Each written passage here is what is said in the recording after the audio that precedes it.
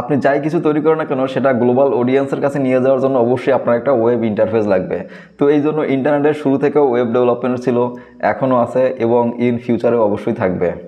তো এই ওয়েব ডেভেলপমেন্টের জন্য পাইথন ইকোসিস্টেম অনেক বেশি শক্তিশালী এবং রিলায়েবল। এর কারণ এখানে আছে flask, Zango, fast API, rest API সহ আরও অনেক কিছু। আজকে আমি জ্যাঙ্গো ফ্রেমওয়ার্ক ইউজ করে একটা কমপ্লিট ওয়েবসাইট তৈরি করে দেখাবো। আচ্ছা, আমি ফিরে যাচ্ছি আমার ল্যাপটপ স্ক্রিনে। এখানে এই যে সুন্দর একটা ওয়েবসাইট আছে, এই ওয়েবসাইটটা মূলত আমরা জ্যাঙ্গো ফ্রেমওয়ার্ক দিয়ে বিল্ড আপ করবো। তো শুরু থেকে আমরা কি করব, এই ফ্রন্ট এন্ডের যে HTML পেজ আছে, এই কোডটা আমরা এই ডাউনলোড বাটনে ক্লিক করে আমরা ডাউনলোড করে নেব। আর এই লিঙ্কটা হচ্ছে html5app.net এবং এই যে টেমপ্লেট আছে এটার নাম হচ্ছে ল্যান্ডেড। আচ্ছা, এখন আমি চলে যাব হচ্ছে আমার VS করে। এখানে আমি অ্যানাকোন্ডা ইউজ করেছি এবং আইডি হিসেবে আমি VS কোড ইউজ করতেছি। তো ফার্স্টে আমরা জ্যাঙ্গো অ্যাপটা ইনস্টল করে নেব। তো এই জন্য কী করব, পিপ ইনস্টল জ্যাঙ্গো। এই কোডটা রান করলে জ্যাঙ্গো আমাদের এনভায়রনমেন্টে ইনস্টল হয়ে যাবে। আমার অলরেডি ইনস্টল করা আছে। আচ্ছা, আমি একটা ফোল্ডার এখানে নিয়ে নিয়েছি ল্যান্ডেড নামে। তো এখন আমি কি করব, এখানে আমার জ্যাঙ্গো যে প্রজেক্ট ফাইল আছে সেটা আমি ইনস্টল করে নেব। তো এর জন্য আমাদেরকে লিখতে হবে জ্যাঙ্গো অ্যাডমিন স্টার্ট প্রজেক্ট এবং নাম দিতে হবে, আমি যে কোনো একটা নাম দিয়ে দিচ্ছি, কনফিগারেশন। এখানে স্পেস দিয়ে যদি ডট দেই তাহলে এই ফাইলগুলো আমাদের যে এই ল্যান্ডেড রুট ডিরেক্টরি আছে এখানেই ইনস্টল হবে, না হলে নতুন একটা ফোল্ডারে ক্রিয়েট করে নেবে। আচ্ছা, এখানে আমাদের যে ফাইলগুলো আছে, যে বেসিক ফাইলগুলো আছে সেগুলো আমাদের ইনস্টল হয়ে গেছে। এখন আমি একটা অ্যাপ ক্রিয়েট করে নিব। তো এর জন্য আমাদেরকে কোড লিখতে হবে এরকম, পাইথন manage.py স্টার্ট অ্যাপ এবং অ্যাপের নাম দিলাম হচ্ছে অ্যাপ। আচ্ছা, এই যে অ্যাপ তৈরি হয়ে গেছে, এর ভিতরে কিছু ফাইল আছে। আচ্ছা, আমাদের ফার্স্টে কী করতে হবে, এই অ্যাপটা আমরা রেজিস্টার করে ফেলবো। এখানে আমরা যে একটা অ্যাপ ইনস্টল করছি সেটা আমরা জ্যাঙ্গোকে বলবো যে আমরা একটা অ্যাপ ইনস্টল করে ফেলছি। তো এখানে গিয়ে আমরা অ্যাপটার নাম লিখে দিব।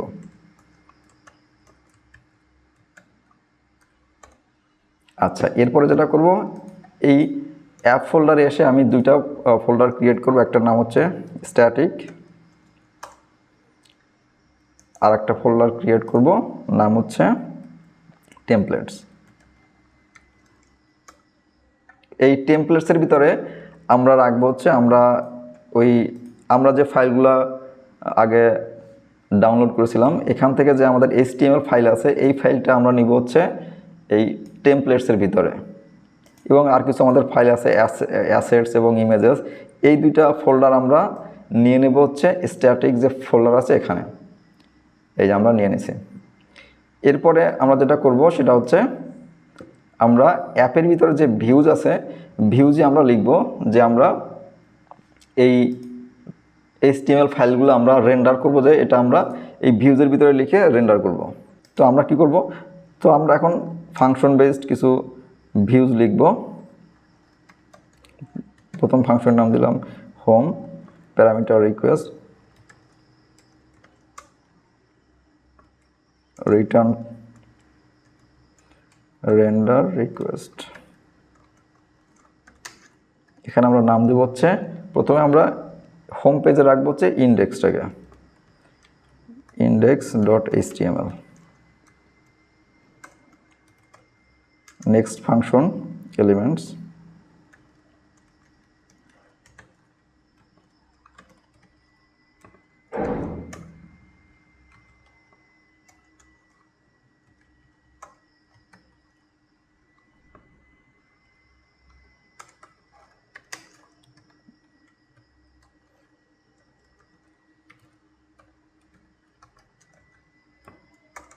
এভাবে আমরা সবগুলো ফাংশন আমরা লিখে ফেলবো। Left sidebar,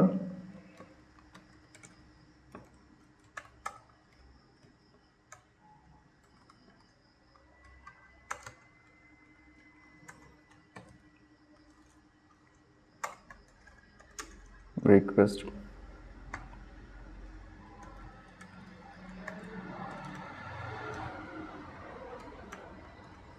left sidebar .html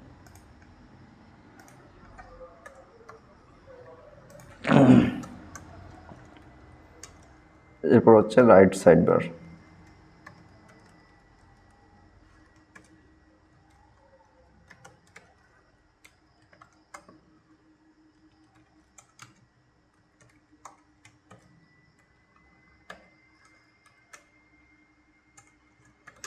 request right sidebar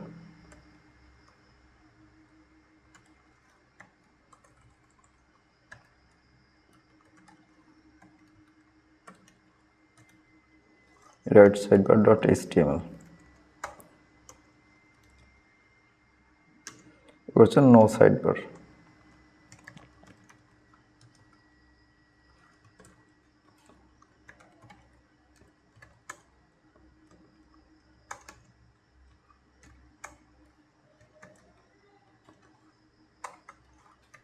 request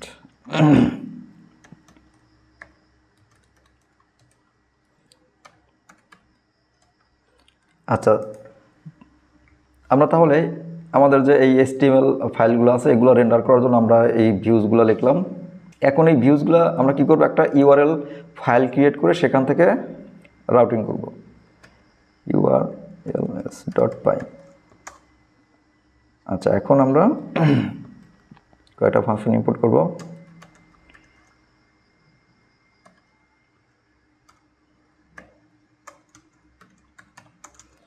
import path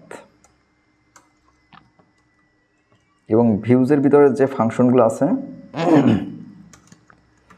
সেটা আমরা ইম্পোর্ট করে নিব এখানে ডট মানে হচ্ছে আমি যে রুট ডিরেক্টরিতে আছি এই ডিরেক্টরিতে এই ভিউজ ফাইলটা আছে তো এখন আমরা কি করব আমরা URL গুলো লিখে ফেলব URL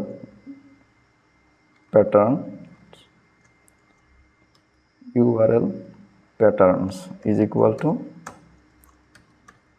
path views.home name home আচ্ছা এইখানে এই যে হোম এটা কিন্তু এই আমাদের ভিউজে আমরা যে ভিউজ লিখছিলাম ফাংশনসের এই হোমটা আমরা এখানে ইম্পোর্ট করে দিছি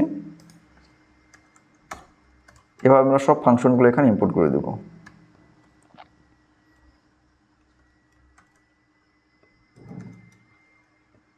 elements views.elements এবং এটা একটা নাম দিব যে নামে আমরা এই লিংকটায় কল করব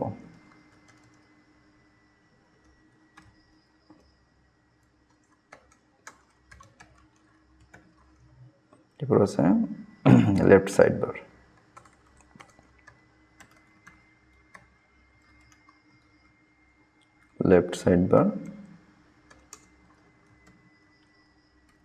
ভিউজ থেকে লেফট সাইডবার ফাংশনটা আমরা কল করলাম একটা নাম দিলাম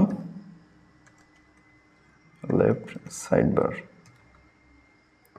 ওকে এভাবে আমরা সবগুলো URL লিখে ফেলবো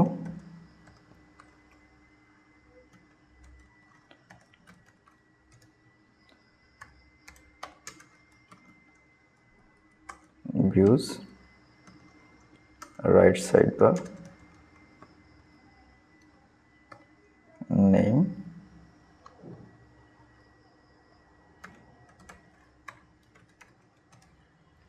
right sidebar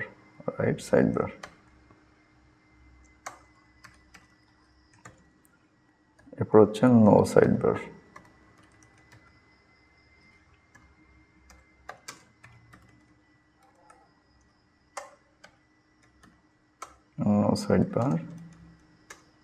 name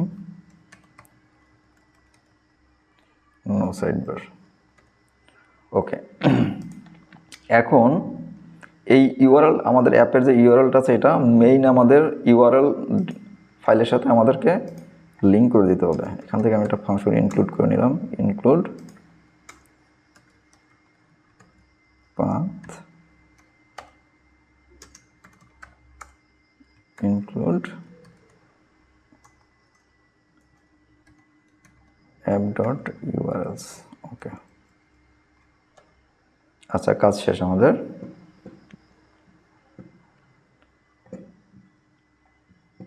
আচ্ছা এখানে আমরা যে টেমপ্লেট এবং স্ট্যাটিক ফাইল যে দুইটা ফোল্ডার ইউজ করতেছি, এই দুইটা ফোল্ডার এই অ্যাপের ভিতরে যদি আমরা রাখি তো সেক্ষেত্রে জ্যাঙ্গো অটোমেটিক্যালি খুঁজবে।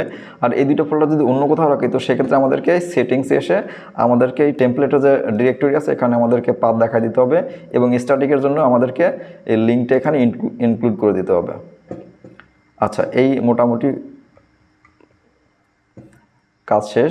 এখন যদি আমরা টেমপ্লেটসের যে HTML ফাইল আছে এর ভিতরে যদি যাই, ইন্ডেক্সের ভিতরে, এখানে একটা জিনিস আমি বলে রাখি, সেটা হচ্ছে এখানে কিন্তু এই যে আমাদের CSS যে ফাইলগুলো আছে এই স্ট্যাটিকের ভিতরে, এগুলো এখানে লোড করার জন্য কিন্তু আমরা এখানে একটা জ্যাঙ্গোর একটা কোড আমরা লিখব, যেমন লোড স্ট্যাটিক। এর মানে হচ্ছে যে স্ট্যাটিকের ফাইলগুলো এখান থেকে ইম্পোর্ট করবে। তো এখানে কিন্তু এই লিঙ্কগুলো কিন্তু আমাদেরকে এইভাবে লিখতে হবে, এই যে দুই সাইডে ব্র্যাকেট, তারপরে হ্যাশ এবং এখানে স্ট্যাটিক লিখে এখানে আমাদেরকে সেই ফাইলের নামটা লিখে দিতে হবে। এই যে এখানে স্ট্যাটিকের ভিতরে এই অ্যাসেট আছে, অ্যাসেট থেকে CSS মেইন, এভাবে কিন্তু প্রত্যেকটা লিঙ্ক আমাদের লিখে দিতে হবে। এই যে এরপরে এই যে আমরা যে URL থেকে আমরা যে লিঙ্ক ক্রিয়েট করছিলাম সেই লিঙ্কটা কিন্তু এখানে এইভাবে আমাদেরকে অ্যাড করতে হবে। এটা কিন্তু আমাদের অবশ্যই বিশেষভাবে খেয়াল রাখতে হবে। আর একটা বিষয় হচ্ছে সেটা হচ্ছে ইমেজের ক্ষেত্রে। ইমেজের ক্ষেত্রেও কিন্তু স্ট্যাটিক থেকে আমাদেরকে এই ইমেজগুলো আমাদেরকে লোড করতে হবে। এই যে এখানে যে ইমেজ আছে এই ইমেজগুলো এইভাবে কিন্তু আমাদেরকে লিঙ্ক আপ করতে হবে। সরাসরি কিন্তু HTML এর যে আমরা লিঙ্ক ইউজ করি এভাবে লিখলে কিন্তু হবে না। তো এই বিশেষ পয়েন্টগুলো মনে রাখতে হবে। এই যে প্রত্যেকটা লিঙ্কের ক্ষেত্রে কিন্তু আমাদেরকে এই জ্যাঙ্গো কনভেনশনগুলো আমাদেরকে খেয়াল করতে হবে। তো আমি কিন্তু সবগুলা HTML ফাইলে কিন্তু এই লিঙ্কগুলো আমি আগে অ্যাড করে রাখছি, কারণ এগুলো অ্যাড করতে গেলে অনেক সময় লাগে। এই যে এছাড়া আমি আসলে এর ভিতরে আর কোনো চেঞ্জ করি নাই। এই যে প্রত্যেকটা ইমেজ এবং CSS যে ফাইল আছে এবং শীর্ষে যে এই আরও যে আমাদের স্ট্যাটিক ফাইলগুলো আছে এগুলো কিন্তু আমরা এই জ্যাঙ্গোর মতো করে আমাদেরকে লিঙ্ক আপ করতে হবে। এই যে সবগুলো কিন্তু একই রকম। তো এখন যদি আমরা মাইগ্রেট করি পাইথন manage.py migrations, আচ্ছা কোনো ডিলিট করে নাই, পাইথন manage.py মাইগ্রেট করে দিলাম।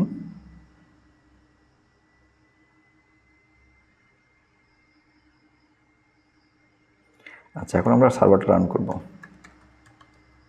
Python manage.py run server।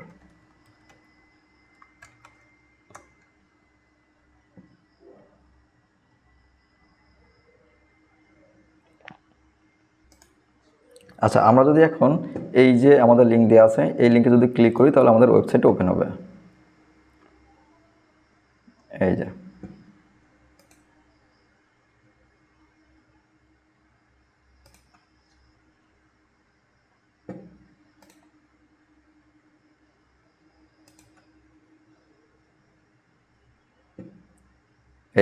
এটা হলো আমাদের সম্পূর্ণ ওয়েবসাইট।